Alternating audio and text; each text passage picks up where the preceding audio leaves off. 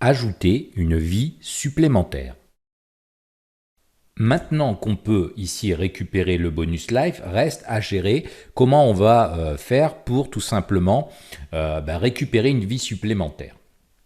Alors, moi ce que je vous propose de faire ici, c'est de gérer ça évidemment dans le Game Manager.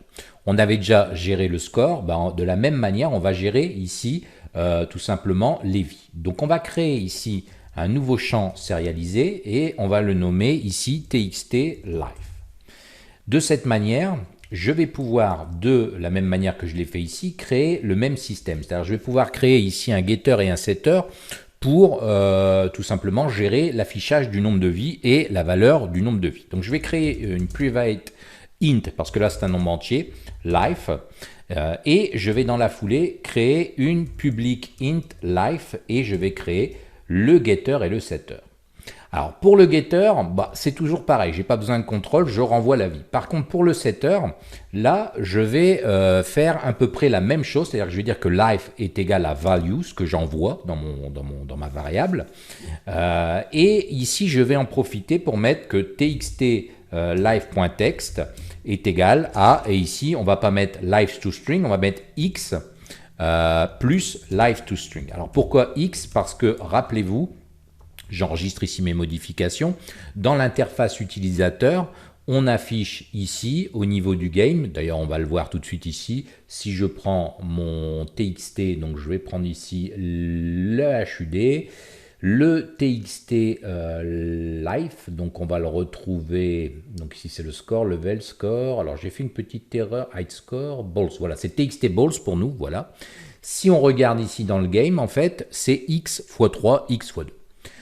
Alors là, évidemment, si on fait ça, on démarre à 0. Donc ce qu'on peut faire, c'est tout simplement ici dire que prevent if int life est égal par exemple à 1. Et ce que je peux faire dans ce cas-ci, c'est créer au start, créer une méthode start, mais on reviendra là-dessus un peu plus tard, dire que tout simplement, alors je ne vais même pas faire comme ça, je vais directement assigner ici à mon life, à mon getter, alors je peux être dedans, je peux l'utiliser, je veux dire que life avec un L minuscule est égal à 3, ce qui fait à 1 par exemple. Ce qui fait qu'au démarrage du jeu, en théorie, je devrais voir 1 qui s'affiche ici. Donc on va tester ça tout de suite ensemble, voilà, et j'ai bien 1 qui s'affiche, donc c'est parfait. Alors maintenant, reste à venir ajouter cette vie tout simplement quand on rentre en collision ici avec notre balle. Donc ça va se passer au niveau du script bonus de nouveau, qui est sur notre paddle. Donc ici, au niveau du script bonus, on a ici le case où c'est extra ball, on va avoir ici, de nouveau, ici, le case où c'est tout simplement life maintenant. Alors là, ça va être un peu différent parce que je ne devrais pas faire appel au paddle parce que ici, le paddle, c'est pas lui qui gère mais bien qui gère le nombre de vies, mais bien le game manager. Donc ce que je vais faire, je vais créer un lien de nouveau ici. Alors comme c'est privé, je vais mettre private devant pour bien faire les choses. Et on va faire la même chose ici, private, on va aller chercher le game manager et on va l'appeler game manager minuscule. Et au start, on va tout simplement définir le game manager en disant que c'est égal à, et non pas ici un getComponent parce que je ne suis pas du tout sur le même objet, je vais prendre la classe GameObject et je vais faire un find pour chercher dans la hiérarchie tout simplement l'objet qui s'appelle GameManager.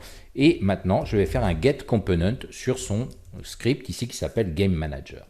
De cette manière, maintenant, je peux agir là-dessus et je vais tout simplement ici dire que GameManager.life voilà, tout simplement pour l'incrémenter de 1. Normalement, ça devrait suffire. C'est-à-dire qu'avec ça, maintenant, si je ramasse ma balle, on devrait observer qu'à l'écran, je gagne une vie. Donc, il n'y a plus qu'à tester. On lance la balle, on récupère la vie et on peut voir qu'on a bien x2. Ça fonctionne très bien.